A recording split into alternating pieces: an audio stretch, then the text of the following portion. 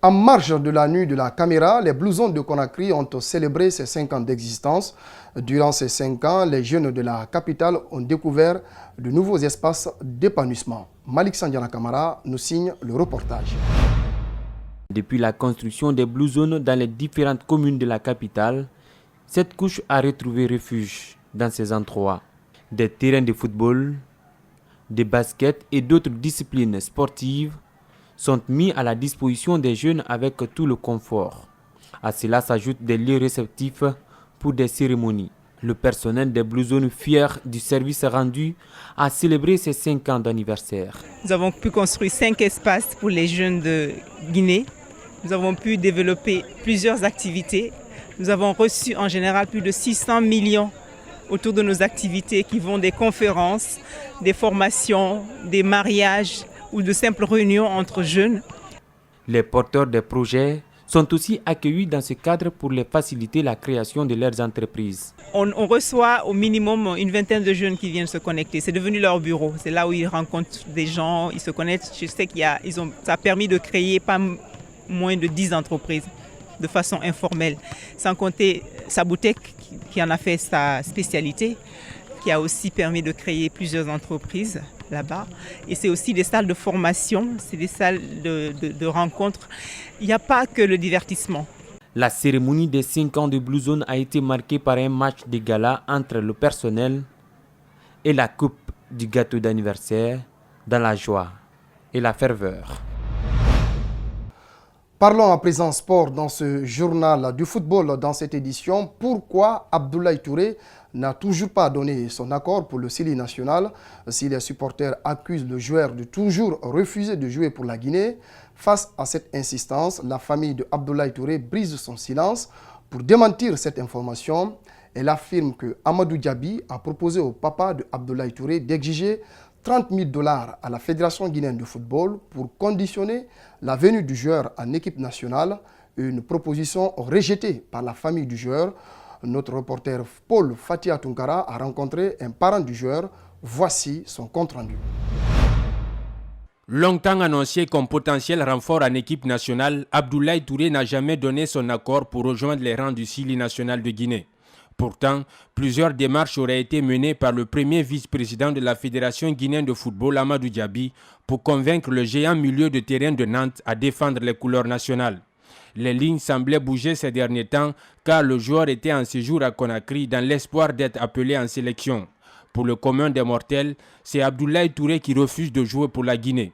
Une information que dément la famille du joueur qui accuse plutôt Amadou Diaby d'avoir proposé à la famille du joueur d'exiger de l'argent à la Fédération guinéenne de football pour conditionner la venue de Abdoulaye Touré en sélection. Amadou Diaby a contacté le papa d'Abdoulaye. Ils sont assis, il a fait une proposition au papa. Il a dit, écoute, je veux que ton fils vienne jouer pour la Guinée. Je peux vous proposer 30 000 € pour qu'il vienne en sélection. Le papa a dit, mais écoute, moi, mon fils n'est pas à vendre. C'est un Guinéen, Abdoulaye c'est un Guinéen, Abdoulaye c'est un professionnel. Moi j'ai fait 40 ans en Europe, on ne peut pas me corrompre avec l'argent. Si Abdoulaye vient jouer pour la Guinée, il va venir jouer avec honneur, mais je ne joue pas pour l'argent. Si tu as quelque chose à négocier pour l'argent, il faut voir Abdoulaye. La famille de Abdoulaye Touré dit avoir toujours soutenu la disponibilité du joueur pour l'équipe nationale de Guinée. Des contacts avaient été noués avec l'ancien sélectionneur du Sili national, Mohamed Kamfori Lapé Bangoura. Mais la concurrence au poste du milieu du terrain était assez rude, explique son manager. Depuis 2017, quand Lapé était à la tête, nous, on a voulu que Abdoulaye vienne jouer en sélection. Abdoulaye est venu ici, mais tu sais, ici, quand il y a un système, on voit un système, quand il y a un joueur de Orléans qui joue sur le même poste que quelqu'un, tu n'es pas beaucoup convoité. Parce qu'on ne veut pas que tu viennes, tu mets le monsieur là sur le banc, donc Sankon occupait le poste d'Abdoulaye. Donc on ne pouvait pas faire appel à Abdoulaye parce que quand il vient, Sankon ne pouvait pas avoir la place. Donc c'est ce que nous on a accusé. En attendant, le joueur a régularisé tous ses documents et est retourné en France pour ses vacances avant la reprise du championnat. Au sortir d'une saison exceptionnelle, Abdoulaye Touré suscite la convoitise des grosses écuries du football européen. Et puis, si Mouktar Diakabi de Valence n'a pas répondu à l'appel du sélectionneur Paul Put, c'est en partie à cause du dossier de Abdoulaye Touré, malmené par Amadou Diaby. La famille rassure tout de même les supporters de la disponibilité du joueur à défendre les couleurs de la Guinée. Ces propos sont recueillis par notre reporter pour Fatia Tunkara. Mais c'est la famille. Girassi, Diaby de Valence, c'est la famille, c'est son neveu. Quand lui vient, il passe la nuit sur le papa d'Aboulay, c'est la famille.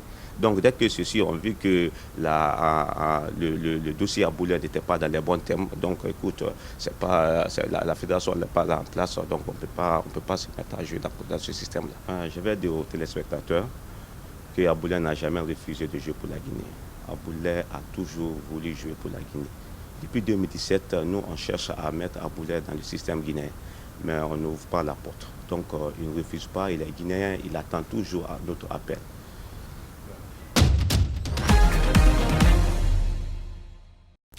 Voilà donc ce qui concentrait l'actualité nationale. À présent, l'actualité africaine et internationale dans ce 22 heures. En images et en bref, les troupes du gouvernement d'union nationale reconnues par la communauté internationale ouvrent le feu depuis leur position dans le quartier d'Al-Sawani, au sud de la capitale libyenne Tripoli, comme vous le constatez sur ces images, lors d'affrontements avec les forces du maréchal Khalifa Haftar qui souhaitent prendre le contrôle de la ville.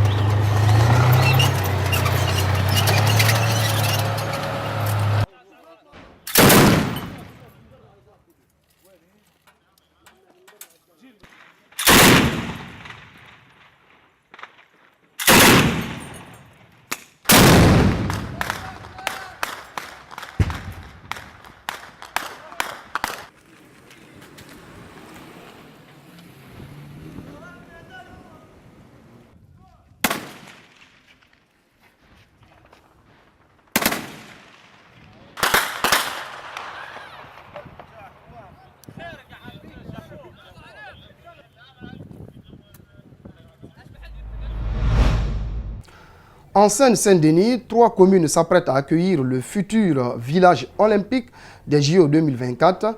Pour le construire, des négociations ont commencé visant à exproprier entreprises, écoles et quelques habitants. Des procédés qui ne font pas que des heureux. Reportage. Ces quartiers du nord de Paris accueilleront le village olympique en 2024. Un projet à cheval sur 3 communes, Lille Saint-Denis, Saint-Ouen et Saint-Denis. Dans cette rue, tout doit disparaître, ou presque. Ce logement d'étudiants, par exemple. Comme beaucoup de bénéficiaires, Félix est élève à l'école d'ingénieurs SUP-MECA à 2 minutes à pied.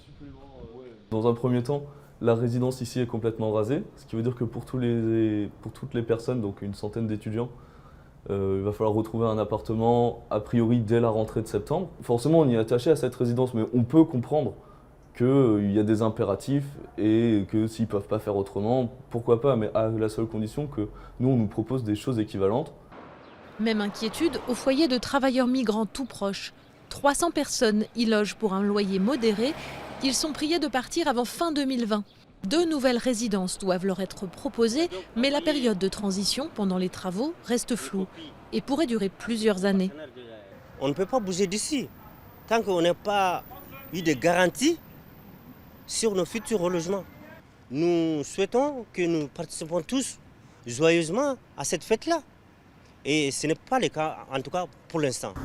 Une vingtaine de sièges d'entreprise sont en cours de négociation pour être expropriés. Près de 1000 salariés sont concernés.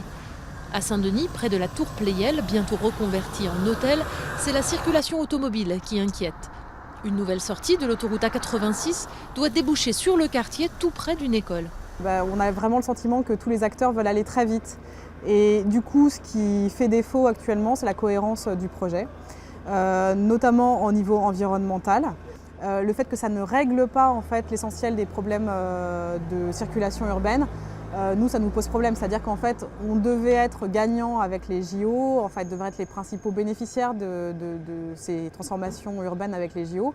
Et à l'heure actuelle, en fait, on n'est pas particulièrement gagnant. Le président de Plaine Commune, co-responsable de l'aménagement, l'assure, la concertation se poursuit et tout le monde sera entendu. Mais ce qui compte, c'est surtout l'après-JO. Ce qu'on oublie trop souvent, c'est qu'on va avoir pour la première fois un village olympique qui va se reconvertir en vrai quartier de ville et pas simplement un quartier de logement. Aller à Londres, aller à Barcelone, aller à Pékin, et je prends simplement les réussites et non pas les échecs. Eh bien, vous avez des quartiers de logement, pas des quartiers de ville. Les organisateurs promettent de léguer au quartier de nouveaux transports, commerces, bureaux et équipements publics après 2024. Voilà, mesdames, messieurs, c'est la fin de ce journal. Merci de votre aimable attention. Ce journal est à retrouver sur notre site espacetvguinée.info. On se retrouve demain pour d'autres infos. Bonsoir chez vous.